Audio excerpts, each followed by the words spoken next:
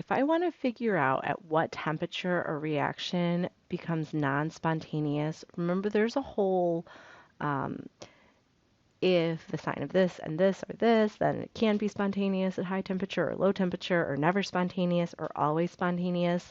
Um, but if I don't remember any of those rules, I can just go with the math on this and I can just work it out and see what answer I get. So that's what I'm going to do in this problem. I'm not going to overthink it like, does this have a temperature where it switches? I'm not going to think about that. I'm just going to go for it. Okay, so my equation is delta G equals delta H minus T delta S because this is when I can look at delta G at all their temperatures, and that's delta G is what tells me if it's spontaneous. Remember that delta G would be exactly 0 in between spontaneous positive and non-spontaneous negative. Reverse, sorry, spontaneous negative, not spontaneous positive. So anyway, I set the delta G equal to 0, solve.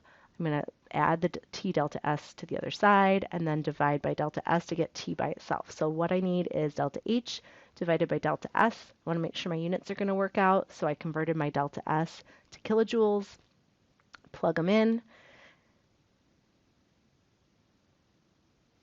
The negative signs will cancel here and I'll get a positive number. Remember, this answer is going to be in Kelvin because the kilojoules will cancel, so I get 466 Kelvin.